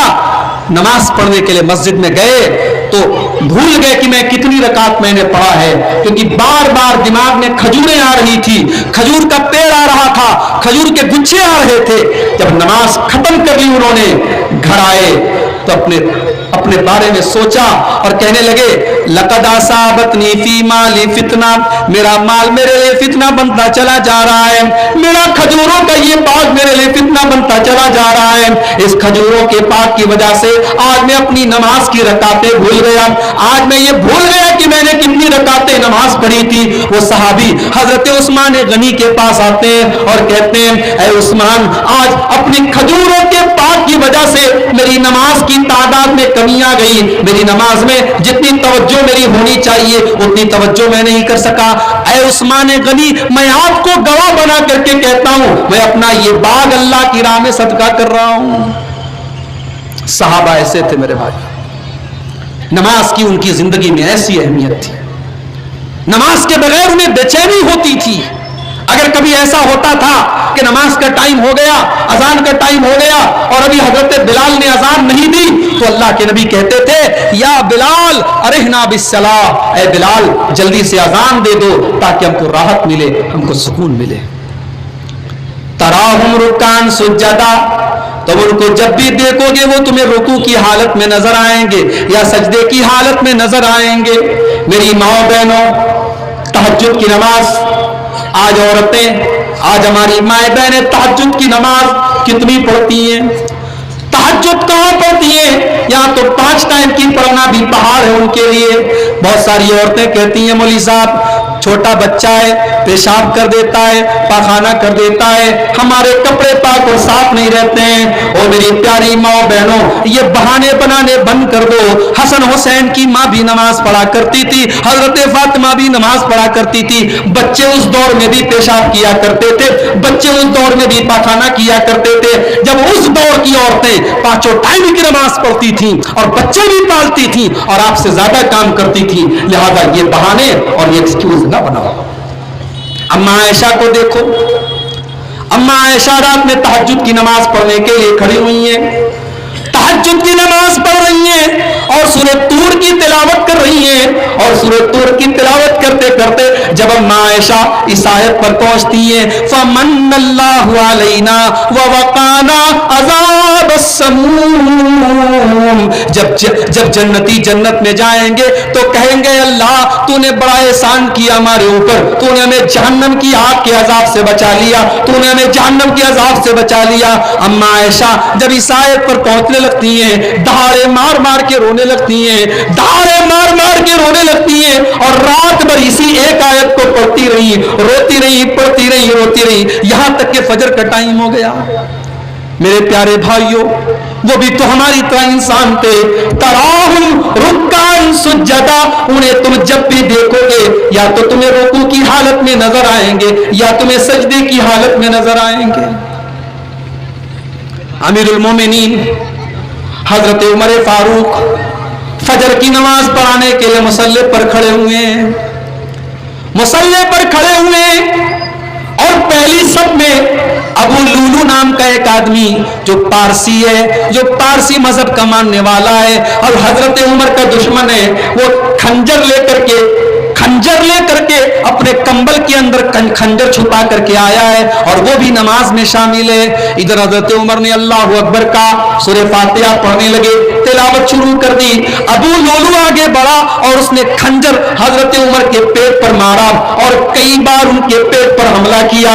حضرت عمر کے پیٹ سے خون کی دھاریں بہہ گئی, حضرت عمر کے پیٹ سے خون کی دھاریں نکلنے لگی, خون کا فوارہ نکل پڑا. حضرت عمر مصلی پر گر پڑے, مگر گرنے کے پہلے حضرت عمر نے عبد الرحمن ابن عوف کا ہاتھ پکڑا اور ان کو اپنی جگہ مصلی پر کھڑا کیا. ہو لوگوں, دنیا نے یہ منظر آج پہلی بار دیکھا ہے. مسلمانوں کا خلیفہ مصلی پر گرا ہوا ہے, مسلمانوں کے خلیفہ کے پیٹ سے خون کی ندی بہ رہی ہے, خون کی دھاریں بہ رہی ہیں, لیکن مسلمانوں کی نماز نہیں رکی ہے. عبد الرحمن ابن عوف نے جلدی جلدی نماز پڑھائی اور جیسے ہی سلام پھیرا, حضرت عمر کو اٹھایا گیا, ان کو گھر لے کے جایا گیا. اور ابو لولو جس نے حملہ کیا تھا, اس نے حملہ کرنے کے بعد اس نے اپنے اوپر بھی حملہ کر لیا اور سوسائڈ کر لیا, اپنے آپ کو ختم کر دیا.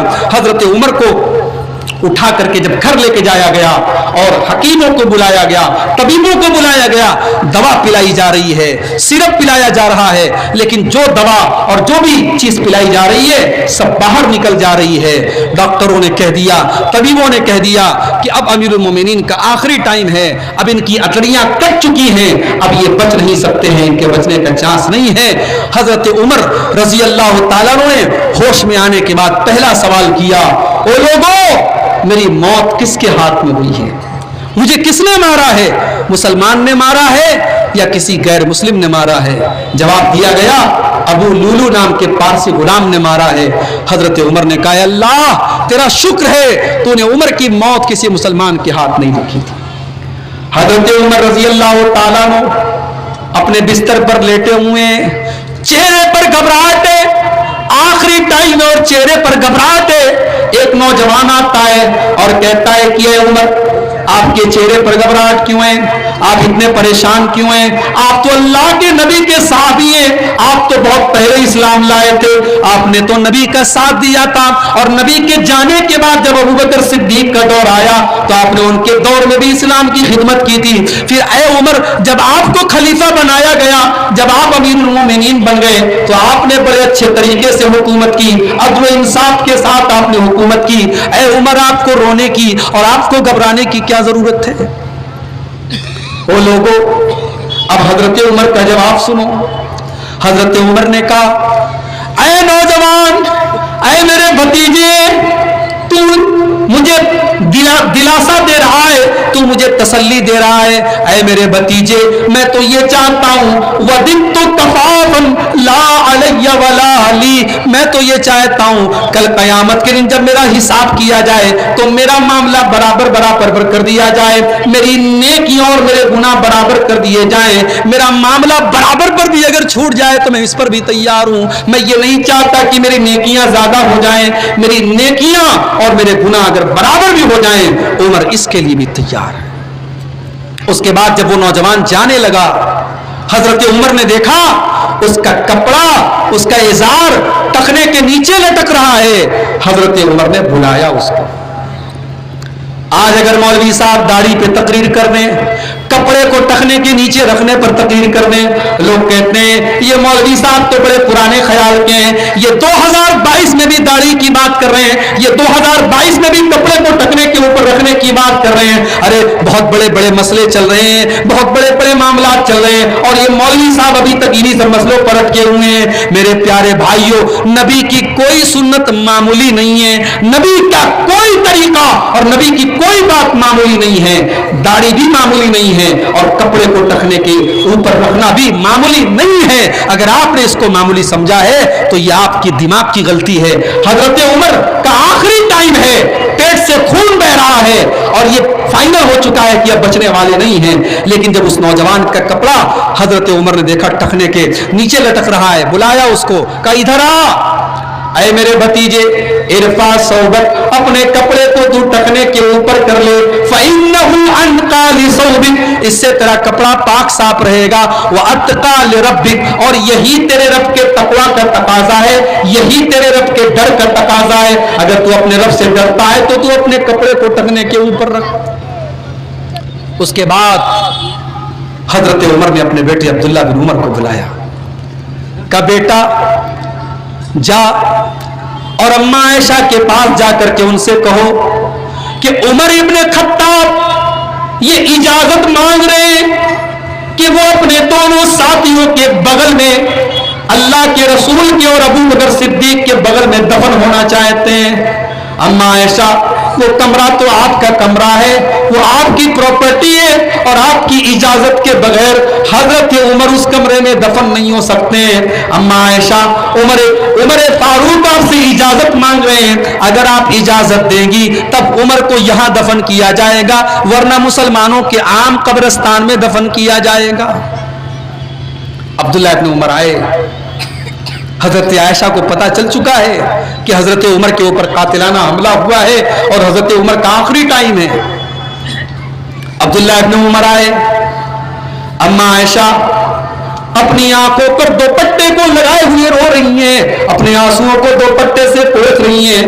عبداللہ ابن عمر نے کہا امی جان, اے ام المومنین, اے اماں عائشہ, میرے باپ آپ سے اجازت مانگ رہے ہیں, میرے باپ اپنے دونوں دوستوں کے بغل میں دفن ہونے کی اجازت مانگ رہے ہیں. اگر آپ اجازت دیں گی تو وہ یہاں پہ دفن ہوں گے, ورنہ مسلمانوں کے عام قبرستان میں دفن کر دیا جائے گا. اماں عائشہ نے اپنے آنسوؤں کو پوچھتے ہوئے کہا اے عبداللہ بن عمر, اس جگہ کو تو میں نے اپنے لیے سوچا تھا, میں نے تو یہ سوچا تھا کہ اپنے باپ اور اپنے شوہر کے بغل میں میں دفن ہو جاؤں گی, مگر میں آج اپنا حق عمر کو دے رہی ہوں. جاؤ, میں کھلے دل کے ساتھ اجازت دیتی ہوں کہ اس جگہ پہ حضرت عمر کو دفن کر دیا جائے. اور اپنی بہنوں کو ایک بات بتانا چاہوں گا میں کہ حضرت عائشہ اپنے شوہر کی قبر کے پاس اور اپنے باپ کی قبر کے پاس سوتی تھیں. جب تک سوتی تھی اس کمرے میں, تب تک حضرت عائشہ بغیر پردے کے اور بغیر دوپٹے کے اور بغیر نقاب کے بھی وہاں پر رہتی تھی. مگر جب حضرت عمر وہاں دفن کر دیے گئے اور حضرت عمر کی بھی قبر وہاں پہ آ گئی, تو اس کے بعد ہمیں تاریخ کی کتابیں یہ بتاتی ہیں کہ حضرت عائشہ اس کمرے میں اپنے آپ کو پردے میں رکھتی تھیں. یعنی ان کو احساس تھا کہ یہاں میرے باپ کے ساتھ اور میرے شوہر کے ساتھ حضرت عمر بھی ہیں جو میرے لیے غیر محرم ہیں, اور اس لیے وہ پردے میں رہتی تھی. میری بہنوں, وہاں تو مرنے کے بعد بھی یہ احساس ہے کہ یہ میرے لیے محرم ہے, یہ غیر محرم ہے, اور یہاں जलसे में आई हैं और घूम रही हैं, मेले में घूम रही हैं, सूट की दुकानों पर सूट ले रही हैं, लिपस्टिक की दुकानों पर लिपस्टिक ले रही हैं और बेपर्दा घूम रही हैं, और नाम यह है कि वो घर से आई हैं जलसा सुनने के लिए, वो घर से आई हैं तकरीर सुनने के लिए। और यही नहीं, हमारे घरों का क्या माहौल है, मोहल्ले के लड़के हमारे घर में आते हैं और हमारी बीवी को भाभी भाभी कह करके बात करते हैं, हमारी बहन को अपनी बहन कह करके बात करते हैं। लिख लो मेरी बात, नोट कर लो मेरी बात, आपके बहन कह देने से कोई आपकी बहन नहीं होती है, मोहल्ले की कोई लड़की आपकी बहन नहीं है। आपकी असली बहन, सगी बहन, वो आपकी बहन है। आप मोहल्ले में जिसके घर में चले जाएं उसको बहन बना लें, भाभी बना लें, चाची बना लें, और फिर वो आपसे पर्दा न करे, वो बेपर्दा आपके सामने आए, ये इस्लाम का तरीका नहीं है, ये शरीयत का तरीका नहीं है, ये बेगैरती है, ये बेहयाई है। और नबी के सहाबा इससे दूर रहते थे। मेरे भाई, तो मैं अर्ज ये कर रहा था कि आप सहाबा का हाल देखिए कि हजरत उमर फारूक रजी अल्लाह ताला अन्हु आखिरी टाइम में भी नमाज नहीं छूटी है। वो उनका इंतकाल हुआ, उनके ऊपर कातिलाना हमला हुआ, मुसल्ले पर गिरे हैं, मगर मुसलमानों की नमाज नहीं बंद हुई। तराहुम रुक्कान सुज्जदा, तुम मेरे नबी के सहाबा को जब भी देखोगे या तो तुम्हें रुकू की हालत में नजर आएंगे या तुम्हें सजदे की हालत में नजर आएंगे। सीमाहुम फी वुजूहिहिम मिन असरिस सुजूद, उनके माथे पर तुम्हें सजदे का निशान मिलेगा, उनकी पेशानी को देख करके पता चल जाएगा ये सजदे करने वाले लोग हैं, ये नेक लोग हैं, ये अल्लाह वाले लोग हैं। आज के हिंदुस्तान के माहौल में हम दाढ़ी रख करके चलने को भी अपने लिए रिस्क समझने लगे हैं। आज मुसलमान अपनी पहचान के साथ सफर करने में भी बच रहा है। मेरे प्यारे भाइयों, नबी के सहाबा अपनी पहचान के साथ हमेशा जिंदा रहे और पहचान के साथ दुनिया से गए। उन्होंने अपनी पहचान को कभी नहीं मिटाया। बड़े बड़े बादशाह के दरबार में गए, रुस्तम के दरबार में, ईरान का सिपह सालार है रुस्तम, उसने अपने दरबार को सजाया है, बड़ा अच्छा टेंट लगाया है, बड़ा अच्छा उसने डेकोरेशन किया है, बड़ा अच्छा कालीन बिछाया है, इतना दरबार को सजाया है कि जब मुसलमानों का नुमाइंदा आए तो हमारे दरबार की चकाचौंध देख करके हैरान रह जाए। लेकिन जब रुस्तम के दरबार में हजरत रबी इब्ने आमिर रजी अल्लाह ताला अन्हु पहुंचते हैं तो अपने नेज़े को लेकर के पहुंचते हैं और अपने नेज़े की नोक से उसके कालीन को बिगाड़ते हुए उसके सामने जाकर के खड़े हो जाते हैं। एक बार भी न उसकी कालीन को देखा, न उसके झाड़ और फानूस को देखा, न उसके डेकोरेशन को देखा। रुस्तम ने कहा ये कौन लोग हैं और कहां से आए हैं? कहा तुम किस लिए आए हो, मुसलमानों तुम्हारा मकसद क्या है? तो हजरत रबी इब्ने आमिर रजी अल्लाह ताला ने कहा था कि हम इसलिए आए हैं ताकि अल्लाह के बंदों की गुलामी से निकाल कर अल्लाह की गुलामी की तरफ लेके जाएं। हम इसलिए दुनिया में आए हैं ताकि अल्लाह के बंदों को दुनिया की तंगी से निकाल कर आखिरत की कुशादगी की तरफ लेके जाएं। मेरे प्यारे साथियों, नबी के सहाबा ऐसे थे, वो अल्लाह के रसूल की इत्तिबा में इतने आगे थे। मैं एक वाकया और सुना करके बात खत्म कर रहा हूं क्योंकि 4:20 हो रहा है, फजर का टाइम भी करीब है। वो नबी की इत्तिबा करने में इतने आगे थे कि हजरत जरीर बिन अब्दुल्ला अल-बजली रजी अल्लाह ताला अन्हु कहते हैं कि अल्लाह के नबी ने मुझसे कहा था कि ऐ जरीर, हमेशा अपने मुसलमान भाई का भला चाहना, अपने मुसलमान भाई का कभी बुरा मत चाहना। कहते हैं कि अल्लाह के नबी ने मुझको ये हुक्म दिया तो मैं हमेशा इस हुक्म पर कायम रहा। एक बार हजरत जरीर रजी अल्लाह ताला अन्हु ने अपने गुलाम से कहा जाओ घोड़ा खरीद के लाओ। गुलाम घोड़ा खरीद के लाया। हजरत जरीर ने देखा घोड़ा बड़ा खूबसूरत है, पूछा इस घोड़े की कीमत कितनी है? गुलाम ने कहा 300 दिरहम है घोड़े की कीमत। घोड़े का मालिक भी साथ में आया था और हजरत जरीर को पैसा देना था, अमाउंट देना था। हजरत जरीर ने कहा नहीं नहीं, तुम्हारा घोड़ा 300 के लायक नहीं है, तुम्हारा घोड़ा तो 400 के लायक है। उस घोड़े वाले ने कहा क्या मजाक करते हो, 300 पर बात तय हुई है, 300 दे दो बात खत्म हो जाए। कहा नहीं नहीं मेरे भाई, तेरा घोड़ा 400 के लायक है और तुझे 400 दिरहम दूंगा। हजरत जरीर रजी अल्लाह ताला अन्हु ने 400 दिरहम निकाले, फिर घोड़े की पीठ के ऊपर हाथ फेरा, घोड़े का जायजा लिया, کہا کہ اے گھوڑے کے مالک تیرا گھوڑا تو 400 کے بھی لائق نہیں ہے، تیرا گھوڑا تو اس سے بھی آگے کی چیز ہے، تیرا گھوڑا تو 500 درہم کے لائق ہے۔ 500 درہم، 500 نکالنے لگے، پھر ایک نظر اور گھوڑے کی طرف ڈالی، کہ تیرا گھوڑا 500 کے لائق بھی نہیں ہے، یہ تو 600 درہم کے لائق ہے۔ پھر 600 جب نکالنے لگے، پھر ایک مرتبہ اور گھوڑے کو دیکھا اور قریب سے جا کر کے اس کا جائزہ لیا، کہا یہ تو 700 درہم کے لائق ہے، اور 700 درہم نکال کر کے گھوڑے کے مالک کو دیا۔ جب گھوڑے کا مالک چلا گیا تو غلام نے کہا اے مالک، میں نے آج تک لوگوں کو قیمت کم کرتے ہوئے دیکھا تھا، 500 کا سامان لوگ 400 میں خرید کر کے اپنے آپ کو بہادر سمجھتے ہیں، 300 درہم میں جو گھوڑا مل رہا تھا آپ نے 700 درہم اس کے لیے کیوں پیمنٹ کیا، آپ نے 700 درہم اس کے لیے کیوں دیا؟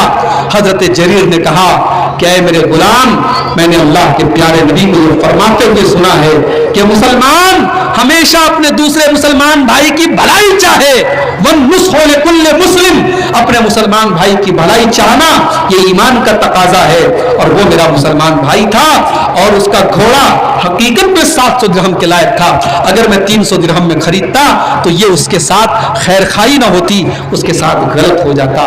میرے بھائیوں، کہاں ہیں اس طریقے کی سوچ رکھنے والے لوگ؟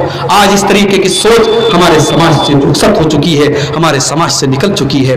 نبی کے صحابہ کی زندگی میں بہت سارے سبق ہیں میرے بھائیوں، ان کی شرم و حیا کو دیکھیے، ان کی بہادری کو دیکھیے، ان کے بچوں کی بہادری کو دیکھیے، ان کی عورتوں کی بہادری دیکھیے، ان کی عورتوں کی شرم و حیا دیکھیے، ان کا تقوی دیکھیے، ان کی نماز دیکھیے، ان کا روزہ دیکھیے، ان کی دینداری دیکھیے، تو آج افسوس ہوتا ہے کہ ہم اور آپ کہاں ہیں۔ کسی شاعر نے بڑی سچی بات کہی ہے، وہ زمانے میں معزز تھے مسلمان ہو کر اور ہم خار ہوئے تاریک قرآن ہو کر۔ آج ہم جو ذلیل اور خار ہیں اسی لیے ہیں کیونکہ ہم نے صحابہ کے طریقے کو چھوڑا ہے، صحابہ کے منہج کو چھوڑا ہے۔ آئیے اللہ سے دعا کریں رب العالمین ہم سب کو صحابہ کے طریقے پر چلنے کی توفیق عطا فرمائے۔ رب العالمین ہمیں صحابہ کرام کی عظمت اور مقام کو سمجھنے کی توفیق دے۔ اللہ ہماری ماں بہنوں کے اندر بھی صحابیات کے جیسا جذبہ پیدا فرما دے۔